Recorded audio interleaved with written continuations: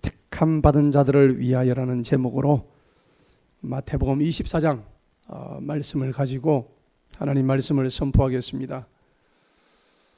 여러분, 기독교, 세상에 종교가 많이 있습니다. 사실 기독교는 종교가 아니죠. 종교라고 할 수 없습니다. 기독교는 진리입니다. 그런데 여러 종교가 있지만은 그 중에서 이 기독교는 바로 선택의 종교다 하는 겁니다. 강요하지 않습니다. 네가 이 신을 믿든지 아니 믿든지는 너의 자유다 하는 겁니다. 그래서 성경은 청함을 받은 자 혹은 택함을 받은 자라는 비유가 그래서 많이 나오고 있습니다. 로마서 9장에 보면 7절 8절에 이런 말씀이 있습니다. 아브라함의 씨라고 해서 다 하나님의 자녀가 아니랍니다. 단 이삭에게서 난 자가 그 씨라고 불리워진답니다.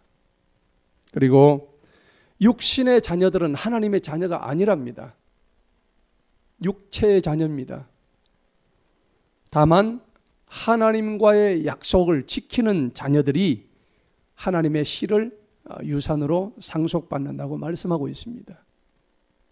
그런데 우리가 세상의 많은 사람들은 하나님의 약속보다는 오히려 자기의 육신을 믿고 자기의 육체의 소욕대로, 감정대로, 정욕대로 살아가는 것이 세상 사람들의 이치입니다.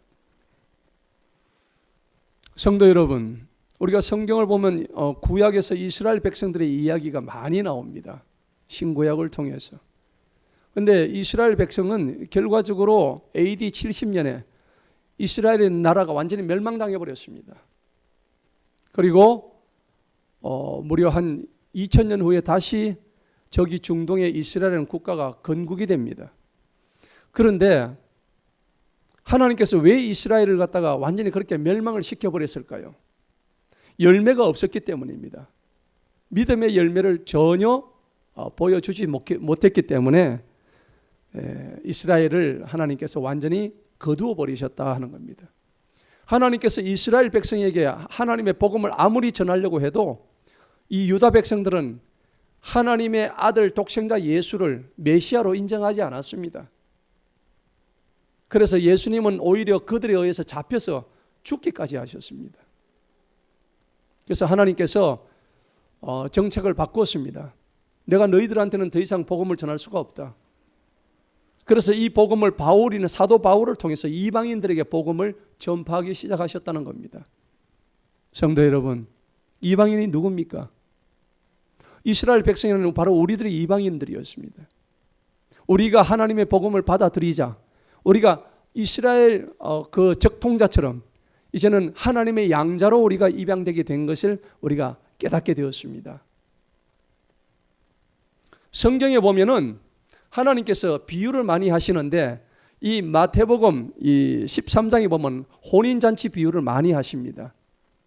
지금 결혼을 하는데 잔치하는데 이 잔치 장소에 사람들이 많이 몰려와야 축하를 해주는데 사람이 없어요. 그래서 성경에 뭐라고 얘기했냐면 저 길거리에 돌아다니는 수많은 사람들을 이 잔치 혼인잔치에 빨리 초청을 해라 라고 얘기를 하는 거예요. 이 비유입니다. 비유. 이 천국을 비유하고 있는 거예요. 성경에는 온갖 비유들이 많이 나오는데 혼인잔치 비유를 말씀드리는 거예요. 그래서 길거리에서 막 오가는 왕래하는 수많은 사람들을 다 초청을 하는 겁니다. 그 중에는 착한 사람도 있었을 것이고 또 아주 못된 사람도 있었을 것이고 아주 악마 같은 사람도 있었을 것이고 여러 부류의 사람들이 있었을 것입니다. 그런데 거기에 청함은 받았지만은 진정으로 택함 받은 자는 적었다는 것을 마태복음 22장에서 말씀하고 있는 거예요. 여러분, 그 청함 받은 많은 사람들 중에는 알곡과 같이 정말 쓰임 받는 사람이 있는가 하면 정말 쭉정이처럼 가라지처럼 아무짝에도 쓸모없는 갖다 불태워야 될 쓰레기 같은 가라지도 있었다는 것입니다. 성경은 그렇게 표현을 하고 있습니다. 그래서 마태복음 13장의 씨 뿌리는 비유는 어떤 것이냐면 우리가 복음을 다 들었다고 해서 천국 백성이 되는 게 아니다는 것입니다. 여러분, 복음을 듣는다고 천국 백성이 다 될까요? 아닙니다. 그것을 들어서 내가 이해하고 내 것으로 만들고 내 삶에 적용하는 데까지 나아가는 사람이, 그런 사람이 천국 백성이 되는 것이지, 여기 나와서 설교 한 번 들었다 해가지고 천국 백성 되는 게 결코 아닙니다. 오히려 복음을 들었지만은 그 복음 들은 것이 오히려 세상에 대한 염려를 더 많이 증폭을 시키는 거예요. 복음이 있기는 있는데 세상 재물에 더 관심이 가 있기 때문에 복음보다는 오히려 세상 쪽에 관심이 더 가는 거예요. 이 성경에서는 그 씨앗을 돌짝밭에 뿌리니까, 가시밭길에 뿌리니까 그것이 뿌리를 내리지 못하고 금방 시들어서 말라 죽어버렸다고 표현을 하고 있습니다. 성도 여러분, 우리가 신앙생활을 하든지 아니면 세상살이 하든지 간에 여러 가지 고난이 많죠. 환난과 핍박이 많이 있습니다. 여러분들은 다 편안하십니까?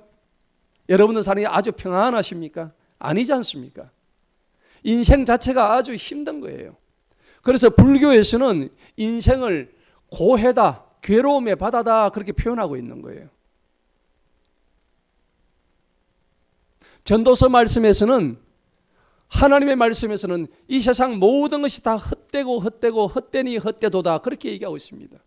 모든 것이 헛되대요. 여러분들이 지금 잡으려고 하는 그 모든 것들이 다 헛되대요. 쓸모없는 것들이에요.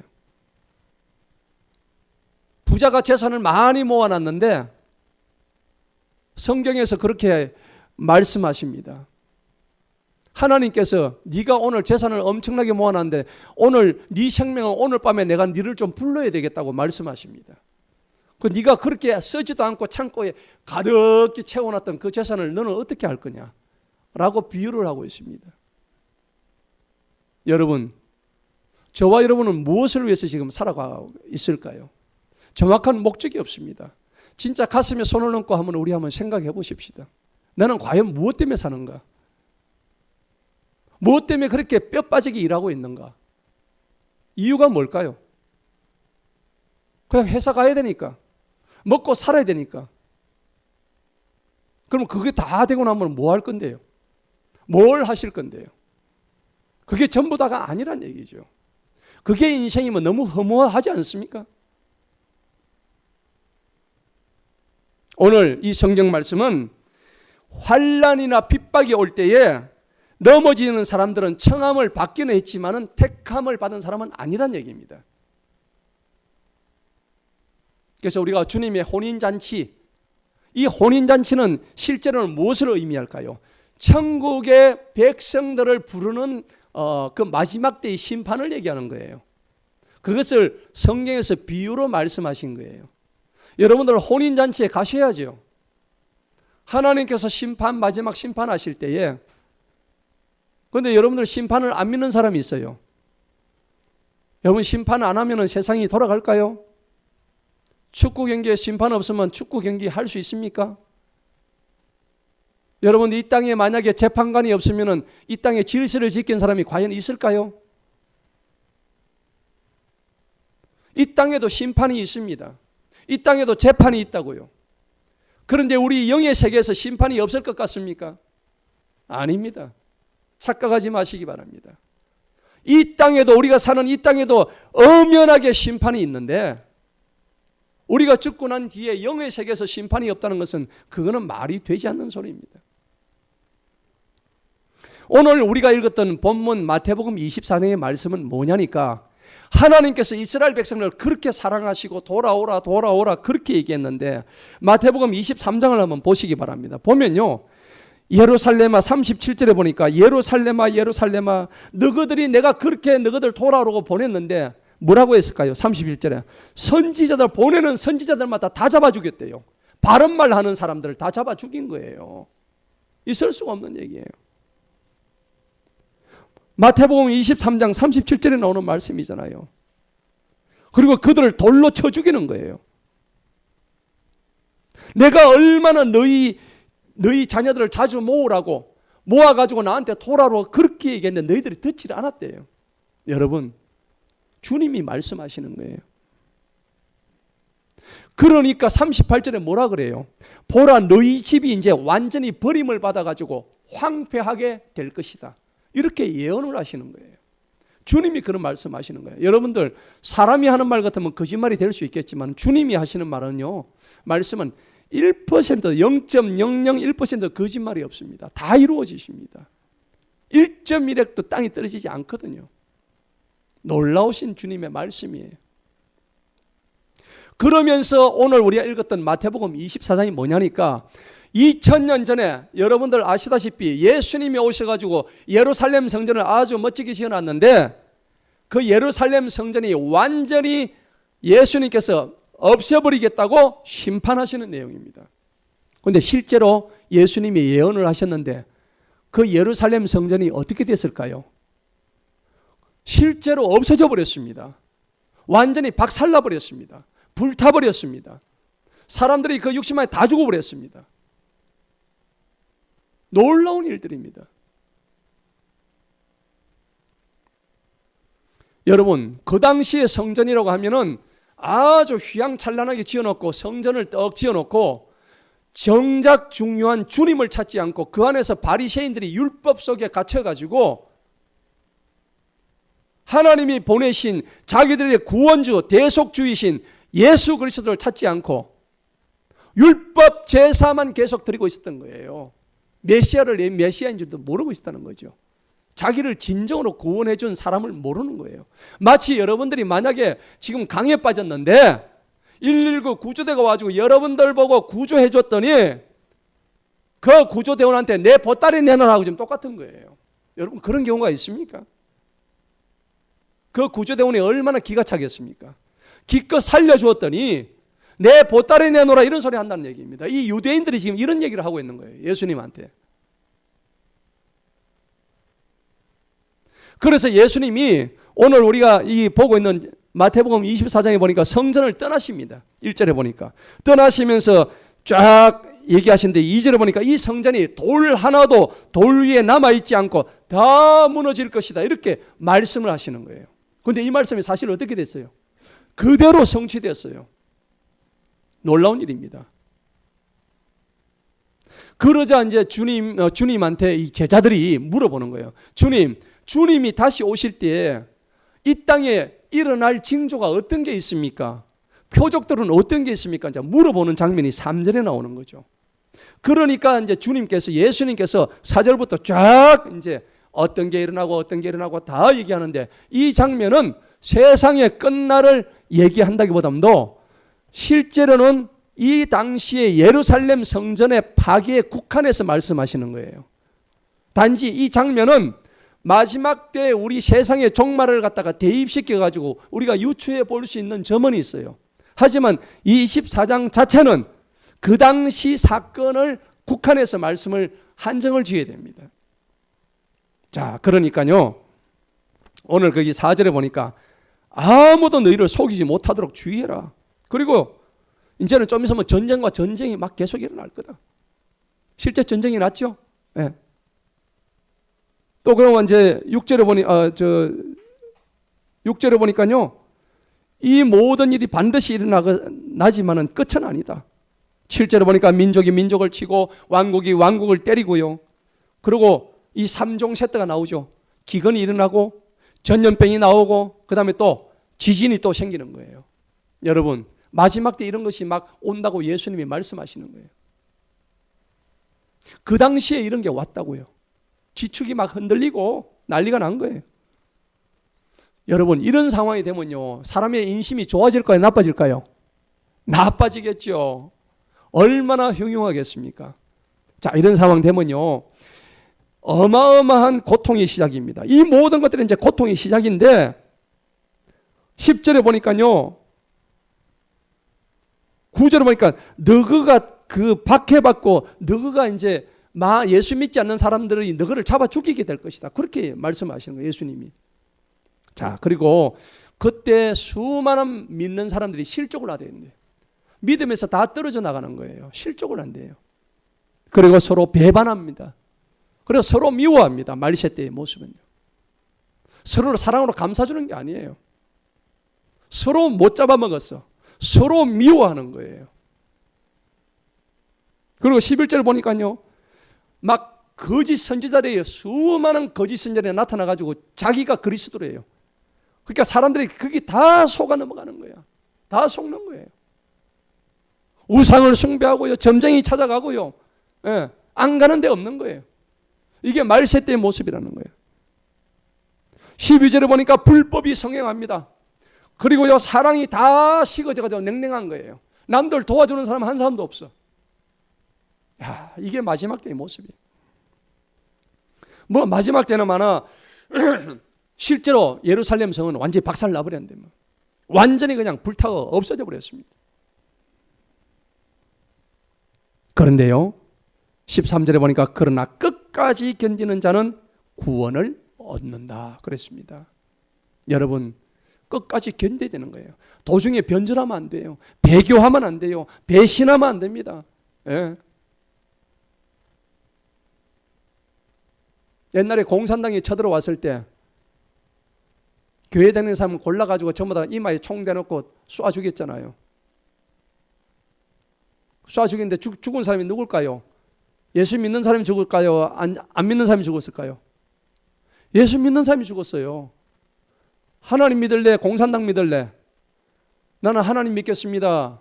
그러면 총으로 죽는 거예요. 그러니까 하나님 믿는 사람 보고 당신 공산당 믿을래? 하나님 믿을래? 공산당 만세, 김일성 만세 했으면 그 사람 살려준 거예요. 그 사람은 육은 살았는지 모르겠지만은 자기 영을 팔아먹었던 사람이에요. 여러분, 끝까지 견디는 것이 그만큼 중요한 거예요. 자, 오늘 우리가 읽었던 이 21절의 말씀을 보니까는 굉장히 중요한데 34절에 보면요, 한번 보십시다. 34절에 보면 이 세대가 다 지나가기까지 이 모든 것들이 성취되기 전까지는 이 세대가 지나가지 아니한다, 이런 말씀이 있습니다. 그래서 이게 그 당시의 상황인데 예루살렘 성이 완전히 박살난다는 말입니다. 박살날 때까지는 이 모든 것들이 다 이루어진다는 겁니다. 여러분, 성전을 파괴하신 이유가 뭘까요? 성전 파괴하신 이유가 사실은 하나님께서 이 성전 안에 계시지 않았습니다. 하나님을 거역하는 성전에 하나님이 계실 이유가 있겠습니까? 메시아 대신 예수 그리스도를 거역한 이스라엘의 예루살렘 사람들을, 또 예수님을 대적했던 그 유대인 바리새인들을 하나님께서 가만두지 않았죠. 그래서 그들이 거하고 있던 예루살렘 성전을 향한 하나님의 심판이었습니다.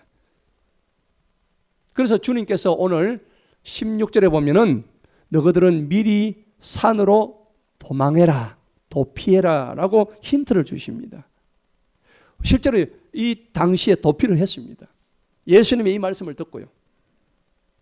여러분, 이와 같이 유대 전쟁은 예수님이 전쟁이 일어난다고 말씀하셨기 때문에 AD 70년에 로마 장군 디도스라는 장군에 의해서 이 예루살렘 성전은 완전히 그냥 불타가지고 폐허되어 버립니다. 다 잡아 죽여요. 그래서 미리 대비가 가능하다는 것을 우리가 알고 피해야 되는데, 이것을 오늘날 현재와 유추시켜 본다면 여러분들 오늘날의 징조는 어떤 게 있을까요? 여러분, 굉장히 심각합니다. 지금은요, 그 당시 2000년 전에 그 유대 민족들이 가지고 있었던 그 배교의 상황과 사실은 똑같아요. 어떤 거냐?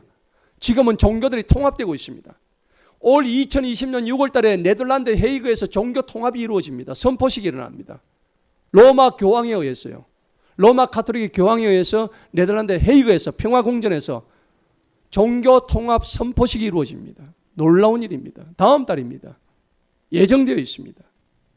전 세계의 종교는 하나로 통합한다 얘기입니다.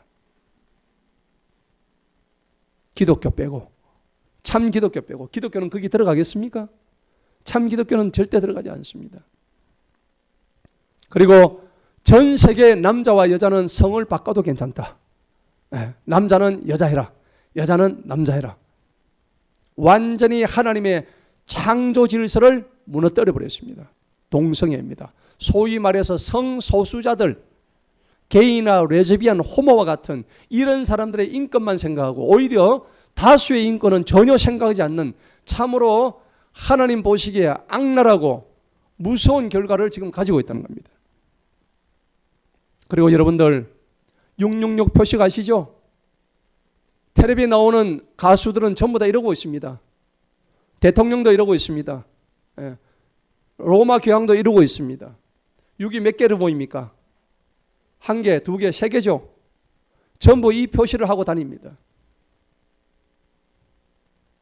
그리고 우리가 좀 있으면은 그 666 짐승의 표를 우리 몸 오른손이나 아니면 이마에다가 표식을 집어넣어야 됩니다.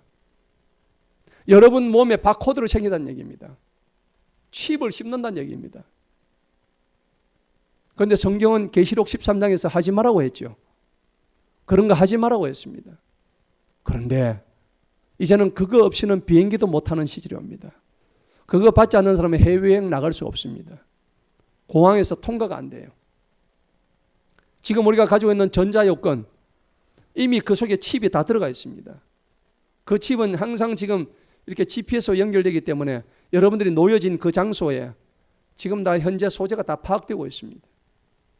놀랍습니다. 스마트폰도 마찬가지입니다. 차별금지법,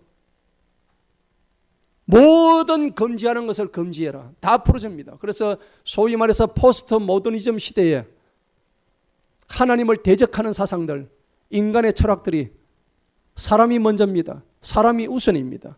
하나님이 우선이 아닙니다. 사람이 먼저입니다. 텔레비에서 정치에서 계속 사람이 먼저라니까 우리 머릿속에 세뇌가 되는 거예요. 나도 모르게. 아, 하나님보다 사람이 먼저구나. 무서운 결과를 가져오고 있습니다. 사단이 발악을 하고 있어요. 성도 여러분, 오늘 하나님께서 말씀하시는 내용이 뭘까요? 마태복음 24장은 주님께서 오실 때의 표적과 세상 끝의 징조가 어떤 것을 미리 알려주신다는 겁니다. 우리가 이걸 보고 정신을 똑바로 차려야 된다는 얘기입니다. 자, 말세의 징조를 한번 볼까요? 15절을 보시기 바랍니다. 15절을 보니까 그러므로 너희는 선지자 다니엘을 통하여 말씀하신 바, 이게 다니엘서 9장에 기록이 되어 있어요. 황폐함에 가증한 것이 거룩한 곳에 선 것을 보거든. 여러분, 멸망에 가증한 것들이 하나님의 거룩한 성전 위에 서서 마치 지가 하나님인 것처럼 꾸며댄다는 얘기입니다. 오늘 15절 내용이 바로 그 얘기입니다. 그런데 하나님이 어떻게 하세요? 그런 걸 보고 계실 수가 없죠. 그래서 오늘 거기 15절에 나와 있는 내용대로 어떻게 하느냐? 성소를 완전히 파괴시켜 버립니다. 그리고 그분께서 거기서 드리는 예배 자체를 안 받습니다. 정말 오바이트 나올 정도입니다. 역겹습니다. 너희들이 드리는 그 예배는 내가 받지 않겠다. 너희들이 드리는 그 봉헌물도 내가 받지 않겠다. 다니엘 9장 27절에 나오는 말씀이에요. 하나님께서 염증을 느끼시는 거예요. 그래서 그것을 너희들이 보면은 제발 좀 깨달아라. 멸망의 날이 다가온다. 심판의 날이 다가온다. 그 얘기를 하고 계신 거예요. 여러분, 예루살렘 성전이 파괴될 때 요세푸스라는 유다 멸망사라는 책이 있습니다. 여러분 한번 보여주세요. 사진 한번 보여주세요. 사진. 자, 여기 보니까 예루살렘 성전이 파괴되는데 예루살렘 최후의 날들이라는 이 책을 보면 이 책에 얼마나 그때 비참하게 예루살렘 성이 박살이 났는지 기록이 되어 있어요. 저게 2000년 전에 쓰여진 거예요. 저 오른쪽에 유대 전쟁사는 요세푸스라는 그 당시 예수님 당시에 쓰였던 역사가에 의해서 쓰여졌던 책이에요. 저걸 읽어보면 기가 막힙니다. 어떻게 사람들을 죽였냐니까 이 로마 장군 AD 70년에 로마 장군 디도스가 로마 군대를 그 당시 세계 최강의 로마 군대를 끌고 와가지고 예루살렘 주변에 전부 다 진지를 구축합니다. 그러니까 예루살렘 성 안에 몇 명이 살고 있었냐면 그 당시 60만 명이 살고 있었어요. 그런데 얘들이 밖에 나오지를 못하는 거예요. 보급이 끊겨버렸죠. 예루살렘 성에서 먹을 것이 뭐 한정되어 있잖아요. 외부로부터 공급을 못 받으니까 수많은 사람들이 기근에 헤매는 거예요. 배고픔을 참지를 못하는 거예요. 그래서 할 수 없어서 밖으로 도망을 칩니다. 도망을 치는데 그냥 도망 안 칩니다. 그 예루살렘 성전 안에 금덩어리, 보석, 은이 얼마나 많은지 몰라요. 그래서 그들이 밖으로 도망을 칠 때 금하고 은하고 보석을 전부 다 삼킵니다. 삼켜가지고 배 속에 집어넣고 옵니다. 그런데 밖에 나오니까 배설물이 나오죠. 배설물이 나오면 그걸 취해가지고 자기가 먹고 살려고 생각했는데 그걸 적국의 장수들이 본 거예요. 그 배설물 안에 금이 있었고 보석들이 있었단 말이에요. 그러니까 수많은 사람들이 그 유다 백성들이 기근을 참지 못하고 탈출해 나오는 사람들 다 잡아가지고 일일이 어떻게 하느냐니까 칼로 배를 갈라요. 살아있는 사람을. 그냥 죽이는 게 아닙니다. 배를 갈라가 창자를 꺼내가지고 그 창자를 열어봅니다. 그래서 그 속에 있는 금덩어리, 보석덩어리 이런 것을 취해 나간다는 얘기입니다. 저 책에 그게 기록이 되어 있어요. 그래서 하룻밤에 2,000명이 창자를 갈라져 가지고 죽었답니다. 얼마나 비참한 일입니까? 그래서 도망 나왔던 그 예루살렘 백성들이 놀래 가지고 다시 그 성 안으로 다시 들어간 거예요. 많은 사람들이. 그래 가지고 이제 그 안에서 제사를 하나님 앞에 제사를 드리는 거예요. 그렇지만 하나님은 이미 떠나버리고 없어요. 그 바리새인들이 드리는 제사를 하나님 예배를 받지 아니하신다는 겁니다. 왜냐하면 하나님께서 그 성이 멸망 선포를 하고 난 이에 드려주는 그 외식적인 예배는 하나님이 기뻐 받지 않으셨기 때문입니다. 드디어 AD 70년 8월 28일입니다. 정확한 날짜입니다. 8월 28일 날 로마 장군 디두스에 의해서 그 예루살렘 성전에 쳐들어갑니다. 그날은 예루살렘 성전이 완전히 끝장난 날이에요. 지금으로부터 그러니까 지금 2020년이니까 그때가 70년이죠. AD 70년 8월 28일입니다. 그날 예루살렘 성은 완전히 불타게 됩니다. 다음 사진 넘겨주세요. 자, 예루살렘 성전이 저렇게 불탑니다. 성전에서 수많은 사람들이 저렇게 뛰어내리고 또 넘겨주세요. 도시 전체가 예루살렘 성 전체가 저렇게 불을 놓습니다. 로마 군대에 의해서. 그래서 대학살이 일어나는 거예요. 그래서 이 성 안에 들어가서 모든 사람을 죽이는데 배를 갈라 죽입니다. 이 사람들이 이 금을 먹어가지고 이 배 안에 창자를 열면 그 안에 금이 있는가 싶어서 모든 사람을 다 그렇게 배를 갈라 죽이는 거예요. 자, 비참하죠. 그래서 그들은 비참하게 죽습니다.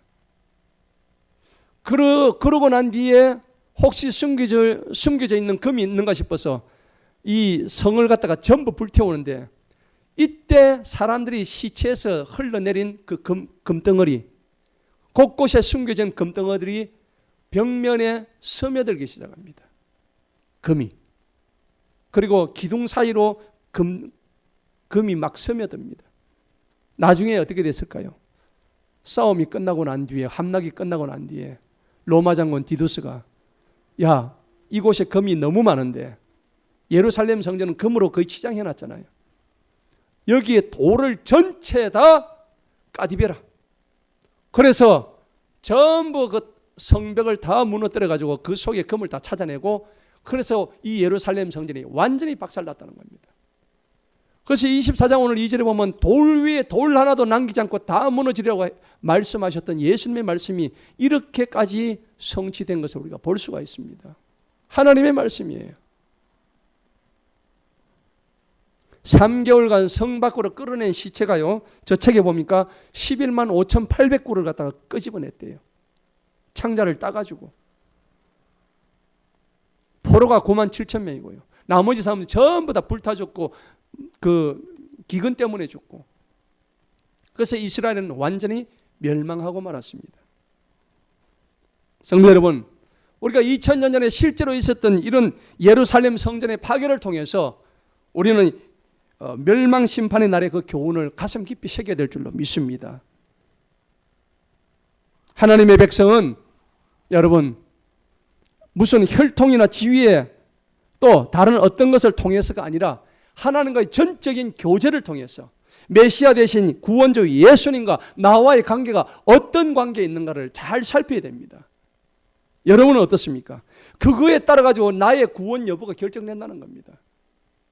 교회를 형식적으로 나온 것이 아니라 교회를 한 번 나오더라도 진짜 예수님과 나와의 관계가 어떤 관계인가, 얼마나 인격적인 관계인가. 여러분 메시아 대신 예수 그리스도를 여러분들이 영접하시면 구원받지면은 거절을 하게 되면은 결국은 영벌 심판을 받게 됩니다. 그 심판은 무섭습니다. 특히 마지막 때 주님 오시기 직전에 대환란은 우리가 피할 길이 없어요. 여러분 이제 전쟁이 곳곳에서 예비되어 있습니다. 핵전쟁도 예비되어 있고요. 그리고 간간히 터지는 지진, 그리고 지금 우리 앞에 지금 현실로 와 있는 전염병, 기근, 전쟁, 전염병, 지진, 이 네 가지가 우리 눈앞에 지금 바로 와 있습니다. 맞닥 떨어져 있습니다. 여러분 이러한 상황이 계속될 때 우리의 정상적인 생활이 될까요?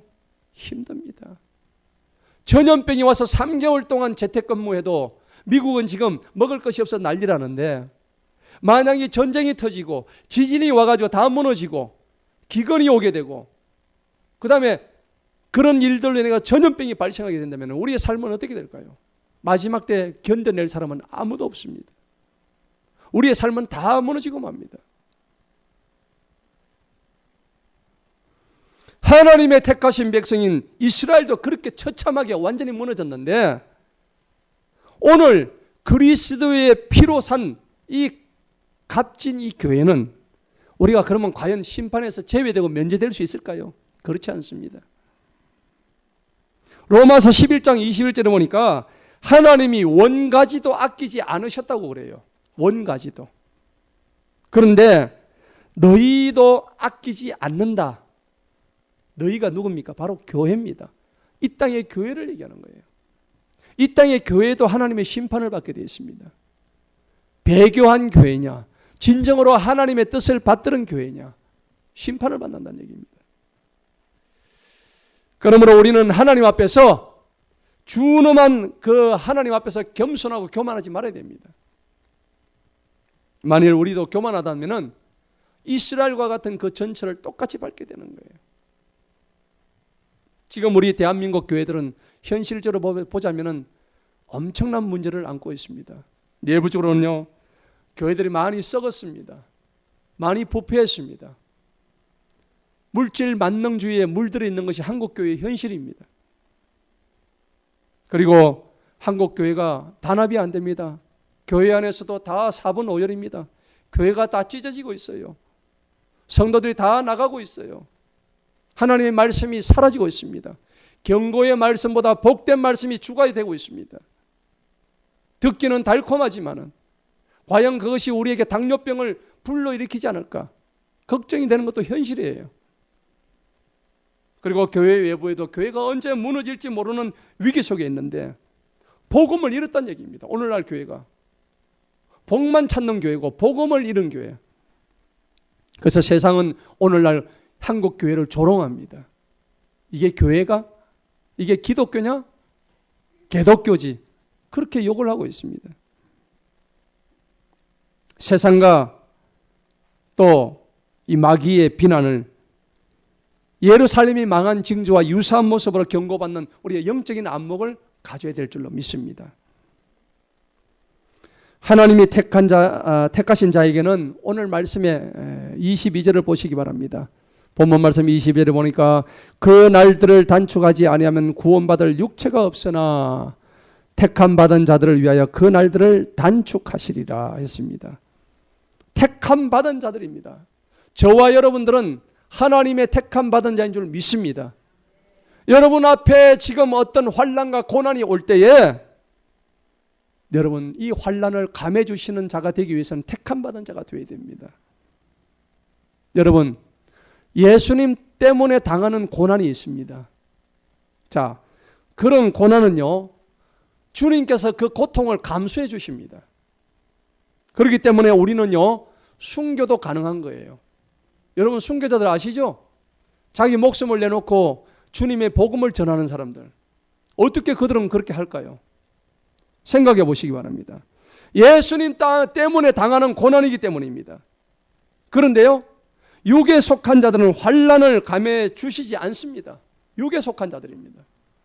그런데 성령에 속한 자들은 하나님께서 감해 주십니다. 육을 믿고 설치는 사람들은 죽음과 어둠의 세력에서 해방될 수가 없습니다. 하지만은 하나님께서는 성령의 사람에게는 그 환난의 기간과 대상을 감해 주십니다. 그리고 강도를 정해 주시는 분이 바로 하나님이십니다. 성도 여러분, 하나님 말씀에 귀담아 들으시기 바랍니다. 그것만이 저와 여러분이 살 길입니다. 내 환난이 많습니까? 저와 여러분의 환난이 지금 많이 있습니까? 그것을 감하려고 하시면은 하나님 말씀에 빨리 순종하시기 바랍니다. 순종하셔야 됩니다. 경건하게 사셔야 됩니다. 지금 당장 우리는 우리의 인생 모드를 경건 모드로 바꿔야 됩니다. 그동안에 우리가 살아왔던 삶은 사실은 할 만큼 다 했습니다. 해볼 거 다 해봤습니다. 먹어볼 거 다 먹어봤고 해볼 것 다 해봤습니다. 그런데 성경은 그 모든 일들은 지나간 때로 족하도다. 성경은 말씀합니다. 이제 거기에 얽매여서 거기에 노예처럼 거기에 종처럼 살 이유가 전혀 없습니다. 말씀 묵상은 여러분들 장차 여러분들이 받을 환난을 예비하는 가장 좋은 예방주사입니다. 여러분 앞에 하나님의 말씀이 있습니다. 여러분 앞에 성경이 있습니다. 성경이 먼지가 쌓여가고 있습니다. 성경에 심지어는 어떤 분 신방을 가보니까 성경에 거미줄이 쳐 있습니다. 하나님의 말씀을 그렇게 쓰레기통 처박듯이 그렇게 처박아가지고 될 일이 아닙니다. 여러분, 우리가 주어진 일상에서 믿음의 최선을 다하고 하나님이 미리 주신 말씀을 아멘으로 받고 그것을 나의 예방주사를 맞고 갈 때에는 내 앞에 환난이 닥쳐온다 할지라도 하나님은 그 환난을 감해 주실 줄로 믿으시기 바랍니다. 예수님은요, 이 땅에 오실 때 28절에 뭡니까? 공개적으로 오십니다. 28절에 보십시다. 또 27절에 이는 마치 번개가 동편에서 나서 서편까지 번쩍인다 했습니다. 인자가 오는 것도 그러할 것이다 얘기하십니다. 여러분, 예수님이 이 땅에 오실 때에 어느 특정 지역에만 나타나는 게 아니십니다. 예수님이 이 땅에 오실 때는 동편과 서편에서 번개가 번쩍하듯이 전 세계 거민들이 한눈에 다 볼 수 있는 그러한 모습으로 오신다는 겁니다. 덕천동 상공에만 만약에 예수님이 나타났다, 그거 거짓말입니다. 믿지 마시기 바랍니다. 여러분, 공개적으로 오신다는 것은 투명하게 온다는 얘기입니다. 하나님은 자신을 투명하게 오픈한다는 얘기입니다. 저와 여러분도 내 자신의 것을 주님 앞에 오픈하시기 바랍니다. 숨기지 마시기 바랍니다. 여러분, 다니엘 기도에 2019년도 다니엘 기도에 보면은 철로 역정을 썼던 최철규 만화가 집사님이 계실 겁니다. 기억나시죠? 그 최철규 집사님이 대한민국의 가장 유명한 만화가였던 이현세 작가의 수제자였습니다. 그래서 이현세 작가가 성인 만화를 그렸는데 거기서 그 만화의 성인 만화를 그릴 때 이 최철규 씨가 모태신앙인데도 불구하고 성인 만화를 그렇게 그렸다고 합니다. 그래서 음란 만화, 음란물, 음란 TV, 온갖 비디오물, 포르노 두루 섭렵했기 때문에 머릿속에 상상하는 건 전부 다 음란이었다고 합니다. 자기가 그렇게 간증을 했습니다. 그래서 남녀가 포르노의 모습을 상상만 하면 모든 걸 그려낼 수 있는 그러한 실력을 가진 사람인데 어느 날 이 사람이 하나님의 깊으신 간섭을 통해서 큰 고난을 당합니다. 폐에 구멍이 나고 그리고 도저히 갈 수가 없다는 진단을 받고서야 이 최철규 집사가 기도를 합니다. 하나님, 한 번만 저를 살려주신다면 이제는 성인 만화 다시는 그리지 않고 주님을 위한 만화를 그리겠습니다. 한 번만 살려주십시오 라고 얘기했을 때 하나님께서 그의 병을 말끔히 깨끗이 씻겨주십니다. 그래서 그가 만화를 그렸던 게 존 버년, 그 세계적으로 유명한 성경담으로 많이 읽혔다는 존 버년의 철로 역정을 드디어 만화로 그리게 됩니다. 여러분, 최철규 집사가 잘한 일이 뭐냐? 큰 차이 없습니다. 예수님이 자신을 공개하면서 오픈하면서 동에서 번쩍 서에서 번쩍하고 나타나신 것처럼 저와 여러분들도 내 자신이 내 속에 있는 모든 어두움과 죽음의 영들 이런 것을 전부 다 오픈하시기 바랍니다. 오늘 최철규 집사가 자기 자신의 모든 것을 오픈했기 때문에 살아날 수 있었듯이 저와 여러분들은 내 속에 있는 어둠을 주님 앞에 나와서 실토하고 드러내는 그런 일들을 해야 될 줄로 믿습니다. 성도 여러분, 죄를 드러내시기 바랍니다. 그러면 살리라고 했습니다. 아무리 환난이 와도 택한 자들은 하나님께서 살아남겠다고 약속하십니다. 환난 가운데서 하나님이 당신을 믿는다고 하시는데 내가 아무리 환난을 당해도 하나님이 저와 여러분을 믿는다고 하십니다. 하나님이 우리한테 환난을 주셨어도 하나님이 우리를 믿겠다고 하셔요. 그런데 이것이 믿어진다면 우리 앞에 놓인 이 환난의 날들이 감해질 줄로 믿습니다. 여러분, 지금 환난의 날에 여러분들이 있지 않습니까? 여러분 지금 환난 중에 있지 않습니까? 이 날을 감하려면 내가 어떻게 해야 될지요? 오늘 본문의 말씀을 통해서 택하신 하나님의 백성이 되시기를 축원합니다. 마귀는 택한 자도 넘어뜨리려고 합니다. 택한 자도 어떻게 하면 저들에게 뺏어가려는지 날마다 가면을 쓰고 우리를 유혹하고 있습니다. 정신을 똑바로 차려야 됩니다. 환난을 감해야 됩니다. 택함을 통해서요. 여러분, 오늘 말씀의 결론입니다. 우리도 그리스도의 그 자비에 머무르지 않으면, 하나님의 사랑 가운데 하나님의 은혜 가운데 머무르지 않는다면 원가지에서 잘려나가는 그런 비극과 고통 속에 놓인다는 겁니다. 그런 경고를 보면서 2000년 전에 있었던 이 성전 파괴 사건은 사실은 오늘 시대의 모든 교회를 향한 경고인 줄로 알아야 됩니다. 우리 자신도 원가지에서 잘릴 수 있다는 경고로 받아들여야 되는 거예요. 우리라고 별다른 적이 아닙니다. 오늘 하나님께서는 우리 자신이 성전은 다 파괴되고 그때 이후로는 우리 스스로가 거룩한 성전이 되었다는 것을 주님께서 선포하시는 겁니다. 저와 여러분이 거룩한 성전입니다. 그래서 주님인 되심을 인정하면서 나의 모든 소유와 가치들을 온전히 주님 앞에 선한 일로 올려드리시길 축원합니다. 다시 돌아보십시다. 내 자신을 다시 한번 돌아보시기 바랍니다. 그래서 주님의 긍휼과 도우심을 바라며 내 스스로가 성전 파괴되고 난 이후에 내가 이제는 거룩한 성전이다 라는 것을 공식적으로 선포하면서 하나님의 사랑과 은혜 속에서 날마다 승리하는 저와 여러분 되시기를 간절히 축원합니다.